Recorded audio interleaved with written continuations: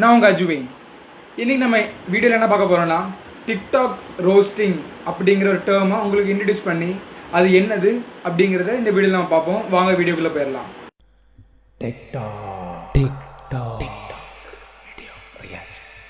Roasting அப்படிங்கிற term நமக்கு ஒன்றும் புதுசு இல்லை. ரோஸ்டிங் அப்படின்னா இந்த பொலிட்டிக்கல் லீடர்ஸை இல்லைன்னா பெரிய பெரிய செலிப்ரிட்டிஸை நம்மளை மாதிரி நார்மல் பீப்புள்ஸ் வந்து ஃபன் பண்ணி ட்ரோல் பண்ணி மீம்ஸ் போடுறது, அந்த மாதிரி ஒரு மீனிங் தான் ரோஸ்டிங் அப்படிங்கிறத சொல்லுவாங்க. இப்போ சமீபத்தில் டிக்டாக் அப்படிங்கிற ஒரு பிளாட்ஃபார்ம் வந்து ரொம்ப ஹைட்ஸை தொட்டுக்கிட்டு இருக்கிற அந்த டைமில் டிக்டாக்ல நல்லதும் இருக்குது கெட்டதும் இருக்குது. சிலவங்க வந்து அதை நேரம் போக்குறதுக்கு யூஸ் பண்ணுறாங்க, சிலவங்க அதை சம்பாதிக்கிறதுக்கு யூஸ் பண்ணுறாங்க, சிலவங்க அதை வந்து கலவரத்துக்கு யூஸ் பண்ணுற மாதிரி யூஸ் பண்ணிகிட்டு இருக்காங்க. இப்போதைக்கு டிக்டாக் இந்தியாவில் பேன் ஆக போதா இல்லையா அப்படிங்கிறதெல்லாம் நான் இந்த வீடியோவில் பேச போகிறதில்ல. அது ஆகுதோ ஆகலையோ அவங்க திருப்பி எப்படியோ கொண்டு வந்துடுவாங்க. ஏன்னா இது ஒரு சைனீஸ் கம்பெனி. ஆல்ரெடி ஒரு தடவை பேன் பண்ணாங்க, மறுபடியும் ஒரு இன்னொரு பேரில் கொண்டு வந்துருக்காங்க. கொஞ்சம் சிம்பிள் மட்டும் சேஞ்ச் பண்ணி மறுபடியும் டிக்டாக் நம்மகிட்ட வந்துக்கிட்டே இருக்குது. எவ்வளோ தான் பேன் பண்ணாலும் மறுபடியும் வந்துக்கிட்டே இருக்குது. இந்த டிக்டாக் எப்போ தொடங்கிச்சுன்னா 2016 செப்டம்பரில் இனிஷியலைஸ் பண்ணாங்க. அதாவது இப்போ ஒரு பேனிங் முடிஞ்சு மறுபடியும் கொண்டு வந்தாங்க. 2012 தான் முதல்ல டிக்டாக் அப்படிங்கிற ஒன்று வந்துச்சு. அதுக்கு முன்னாடி மியூசிக்கலி டப் ஸ்மாஷ் அப்படின்னு நிறைய பேரில் இதே மாதிரி ஒரு கம்பெனி ஒர்க் ஆகிட்டே இருந்திருக்கு. 2012 தான் இந்த கம்பெனி முதலாக நம்ம இந்தியாவில் இனிஷியலைஸ் பண்ணாங்க. இது ஒரு Chinese video performing platform. 1 minute நமக்கு டைம் இருக்கும். அந்த டைமுக்குள்ளே நம்மளால் முடிஞ்ச அளவுக்கு என்ன பண்ண முடியுமோ அதெல்லாம் பண்ணி ஷார்ட்டான பீரியடுங்கிறதுனால அந்த டைம் பீரியடுக்குள்ளேயே அடுத்தவங்களை எப்படி ஒரு அட்ராக்ட் பண்ணுறதுங்கிறது வந்து ஒரு சமமான ஒரு விஷயம் தான் டிக்டாக்கர்ஸுக்கு. இந்த கிரியேட்டர்ஸ் என்ன பண்ணுவாங்கன்னா, சிலவங்க ரொம்ப ஃபன்னியான தீம் எடுத்து பேசுவாங்க, சிலவங்க வந்து சூப்பர் ஸ்டார்ஸ் மாதிரியோ பெரிய பெரிய ஃபிலிம் ஆக்டர்ஸோட மியூசிக்கில் பிஜிஎம் யூஸ் பண்ணி அவங்க அதுக்கேற்ற மாதிரி நடித்து காட்டுறது, லிப் மூமெண்ட்ஸ் கொடுக்கறது, மியூசிக் பண்ணுறது, இந்த மாதிரி நிறைய பேர் பண்ணிகிட்டு இருக்காங்க. சிலவங்க வந்து அதுக்கு அடுத்த ஸ்டேஜில் போய் ஷார்ட் ஃபிலிம் மாதிரி 1 மினிட்டுக்குள்ளே ஷார்ட் ஃபிலிம் பண்ணுற மாதிரி அளவுக்கு போகிறவங்க இருக்காங்க. இப்போ டிக்டாக்கை பேன் பண்ணுறதுக்கான ஒரு ரீசன் சொல்லிக்கிட்டு நான் வந்து வீடியோக்குள்ளே வந்துடலாம்.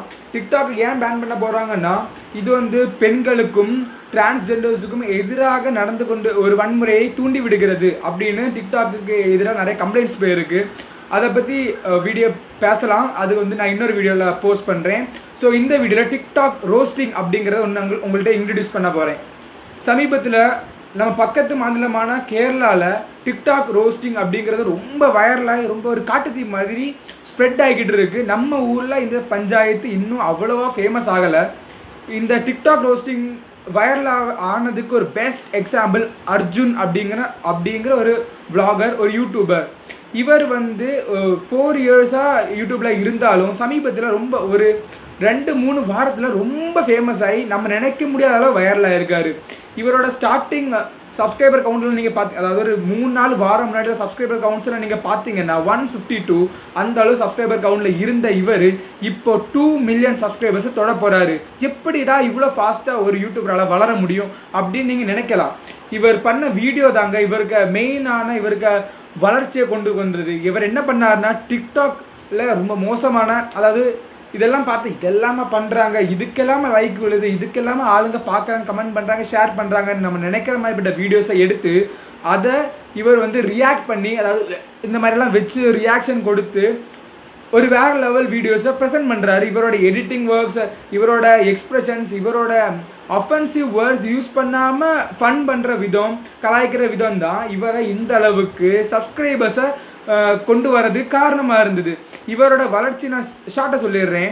ஒரு 3 வாரம் முன்னாடி இவர் போட்ட வீடியோவுக்கு வந்து அந்த அளவுக்கு ரீச் இல்லை. அதுக்கு 2 வாரம் முன்னாடி போட்ட ஒரு வீடியோ 5.5 மில்லியன் வியூஸ். அதே வாரத்தில் கொஞ்சம் 2-3 நாள் இப்படி தள்ளி போன ஒரு வீடியோவுக்கு 4.5 மில்லியன் வியூஸ். ஒரு வாரம் முன்னாடி அவர் போஸ்ட் பண்ண ஒரு வீடியோவுக்கு 6.5 மில்லியன் வியூஸ். அதே வாரத்தில் ஒரு வீடியோ போஸ்ட் பண்ணார் 5.1 மில்லியன் வியூஸ். அதே வாரத்தில் இன்னொரு வீடியோ போஸ்ட் பண்ணார் 3.1 மில்லியன் வியூஸ். இதெல்லாம் விடுங்க, 3 நாள் முன்னாடி ஒரு வீடியோ போஸ்ட் பண்ணார். நான் கூட இந்த இவரோட எல்லா வீடியோஸும் நான் பார்த்துட்டு தான் இருக்கேன். 3 நாள் முன்னாடி போட்ட ஒரு வீடியோ வந்து 6.6 மில்லியன் வியூஸ். இந்த அளவுக்கு ஃபாஸ்டான ஒரு க்ரோத்தை யாருமே பார்த்துருக்க மாட்டோம். இப்போ சமீபத்தில் கூட ஒருத்தர் வந்து ஒரு டிக்டாக்கு வந்து நார்த் இந்தியாவில் ரியாக்ட் பண்ணதுக்கு வந்து 35 மில்லியன் வியூஸ் தாண்டி லைக்ஸ் எல்லாம் பிச்சுக்கிட்டு போயிருக்கு. அவரோட வீடியோ இப்போ வந்து யூடியூப்ல தூக்கிட்டாங்க. அது வந்து ரீசன் உங்களுக்கு மேபி தெரிஞ்சிருக்கலாம். ஆனால் அதுக்குள்ளே நம்ம டாபிக்குள்ளே போகல, இந்த ரோஸ்டிங்குள்ளே வரும். இவர் என்ன பண்ணி அப்படி ஹிட் ஆனார்? டிக்டாக் ரோஸ்டிங் அப்படின்னா என்னது?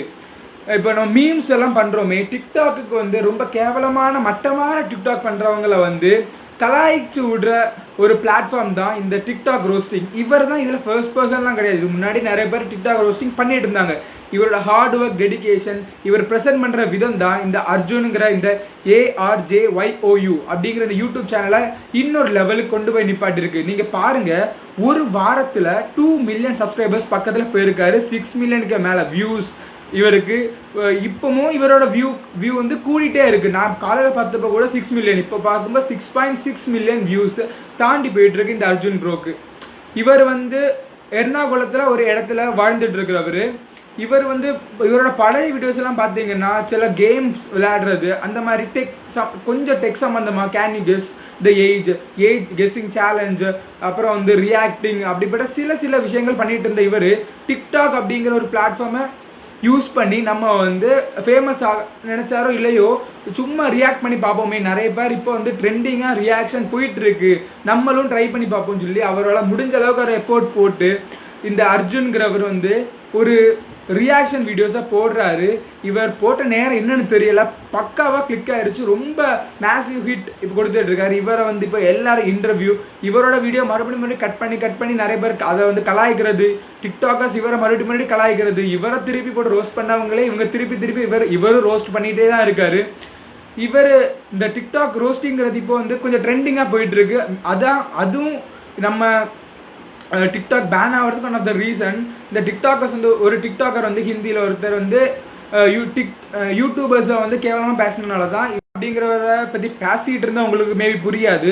இது மலையாளம்ங்கிறதுனால அவரோட வீடியோவிலேருந்து நிறைய கிளிப்ஸ் எடுத்து என்னால் போட முடியல. இருந்தாலும் ஒரு சின்ன கிளிப்பை நான் வந்து இப்போ போடுறேன். நீங்கள் அதை பார்த்துட்டு உங்களுக்கு புரியுதோ புரியலையோ லைட்டாக பார்த்துக்கோங்க.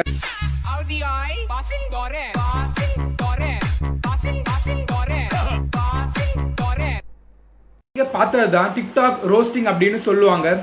இப்போ நீங்கள் கலாய் வாங்கினவர் வந்து ரொம்ப ஃபேமஸான ஒருத்தர். அவர் பிக் பாஸ் ஹவுஸுக்குள்ளே ஒரு ஃபைனல் கண்டஸ்டன்ட் வரைக்கும் போகிறதுக்கு சான்ஸ் இருந்த ஒருத்தர். அது வந்து கொரோனாங்கிறதுனால இவங்களை வந்து பிக் பாஸ் வீட்லேருந்து வெளியில் விட்டுட்டாங்க. இவரும் ரொம்ப ஃபேமஸான ஆள் தான். இவர் கலாய்ச்சது தான் மேபி இவர் கிளிக் ஆகிறதுக்கு ரீசனோ அப்படின்னு எனக்கு தெரியலை. இவரை கலாய்ச்சதுல வந்து இவருக்கு ரொம்ப லைக்ஸ் கிடைச்சிருக்கு. லைக்ஸே நீங்கள் பார்த்தீங்கன்னா ரொம்ப அதிகமாக இருக்குது. இவர் பண்ண ரோஸ்டிங்கை திருப்பி அந்த பிக் பாஸ் கண்டஸ்டன்ட் அவர் திருப்பி ரோஸ்டிங் பண்ணார். ஆனால் அவருக்கு வந்தது ஃபுல்லாகவே டிஸ்லைக்ஸ். ஒரு 7 லட்சம் கிட்ட டிஸ்லைக்ஸ் வந்துருக்குன்னா பார்த்துக்கோங்க. 7 லட்சம் கிட்ட டிஸ்லைக்ஸ். ஃப்ரீக்கு பெண்ணை பாட்டுக்கு அடுத்து இந்த அளவு டிஸ்லைக்ஸை நான் இப்போ தான் பார்க்குறேன். இந்த வீடியோலேருந்து நீங்களும் ரோஸ்டிங் பண்ணுங்கள், உங்களாலையும் டிக்டாக்ல இல்லை யூடியூப்பில் ஃபேமஸ் ஆக முடியும் அப்படின்னு ஒரு கன்க்ளூஷனை வரலை. இந்த ரோஸ்டிங்கிறது வந்து நிறைய பேர் வந்து பர்சனலாக எடுத்துக்கிட்டு ரிவெஞ்ச் பண்ணி மறுபடியும் டிக்டாக்லேயும் அந்த ரோஸ்ட் பண்ணவங்கள திருப்பி போட்டு மறுபடியும் அவங்களையும் கேவலப்படுத்துகிற மாதிரி ரொம்ப பேட் வேர்ட்ஸ், நிறைய பேர் பேட் வேர்ட்ஸ் யூஸ் பண்ணி ஃபேமஸ் ஆக ட்ரை பண்ணிகிட்டு இருக்காங்க. அவங்களோட பேரை நான் இங்கே மென்ஷன் பண்ணல. நீங்கள் கூட இதை சர்ச் பண்ணி பார்த்தா உங்களுக்கு தெரியும். இந்த அர்ஜுன் அப்படிங்கிறவர் வந்து சர்ச் பண்ணி பார்த்து உங்களுக்கு மலையாளம் புரியும்னா சர்ச் பண்ணி பார்த்து எடுத்துக்கோங்க. இவர் வந்து ஒரு தமிழ் டிக்டாக்கரை வந்து ஒரு டிக்டாக் பண்ணுற ஒரு ஆண்டியை வந்து ரோஸ்ட் பண்ணாங்க. ஆனால் அதை அவர் வந்து கொஞ்சம் பாசிட்டிவாக தான் ரோஸ்ட் பண்ண மாதிரி எனக்கு தோணுச்சு. அந்த ஆண்டி என்ன பண்ணுவாங்க, அந்த வீடியோவில் ரொம்ப அழுதுகிட்டே என்னோடய ஃபோன் நாசம் ஆயிடுச்சு, எனக்கு இனிமேல் கொஞ்ச நாளுக்கு டிக்டாக் பண்ண முடியாது, எனக்கு இந்தளவு வியூஸ் இருக்குது அப்படின்னு அந்த ஆண்டி சொல்லுவாங்க. சொல்லி கடைசியில் வந்து நான் உங்களை மிஸ் பண்ணுறேன் காய்ஸ் அப்படின்னு சொல்லி அழுதுகிட்டே இருப்பார். இதை பார்த்து அவர் என்ன சொல்லணும்னு தெரியாமல் நாங்களும் உங்களை மிஸ் பண்ணுறேன் ஆண்டி அப்படின்னு சொல்லி முடிச்சிடறாரு. அவர் வந்து அதில் பாசிட்டிவாக தான் கலாய்க்கிறாரு. பாசிட்டிவாக கலாய்க்கிறாருன்னு நான் நினைக்கிறேன். அவர் என்ன மீன்னான்னு எனக்கு தெரியலை. டிக்டாக் ரோஸ்டிங் ட்ரெண்டிங் ஆகிறதுக்கு இன்னொரு ரீசன் இருக்குது. இந்த டிக்டாக் ரோஸ்டிங் எல்லாம் ட்ரெண்டிங் ஆகிறதுக்கு முன்னாடி டிக்டாக்ல ஒரு ட்ரெண்டிங் ஆகிட்டு இருந்து, நம்ம ஊரில் இல்லை பக்கத்து ஊரான கேரளாவில் ட்ரெண்டிங் ஆகிட்டு இருந்த ஒரு கான்செப்ட் என்னென்னா, ஓடி போய் கல்யாணம் பண்ணி ஒரு பாட்டு போட்டு அது டிக்டாக் பண்ணுறது. அதாவது ரியலாகவே கல்யாணம் பண்ணுவாங்க. அந்த பையனுக்கு வந்து பார்க்குறதுக்கு ஒரு சின்ன பையன், சில நிறைய பசங்க நான் பார்த்துருக்கேன், சின்ன பையன் மாதிரி தான் இருப்பான். நம்மளோட சின்ன பசங்க மாதிரி, என்னோட சின்ன பையன் மாதிரி நிறைய பேரை நான் பார்த்தேன்.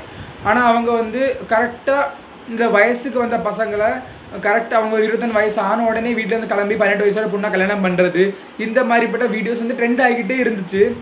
ஒரு சாங் கண்டிப்பாக அதுக்கு போட்டே ஆகணும் அப்படின்னு சொல்லி ஒரு போடுவாங்க. அந்த சாங் போட்டுட்டு அந்த கல்யாணம் பண்ணுறோம், அந்த மாதிரி ஒரு டிக்டாக்ல ட்ரெண்டிங்கான ஒரு வீடியோவை இவர் வந்து கலாய்க்கிற வீடியோ, ஒரு ரோஸ்ட் பண்ணுற ஒரு வீடியோக்கு தான் 6.6 மில்லியன் வியூஸ் தாண்டி போச்சு. அதுதான் அவரோட ஃபர்ஸ்ட் வந்து இந்த ரோஸ்ட் பண்ணி கிளிக்கான ஒரு வீடியோ.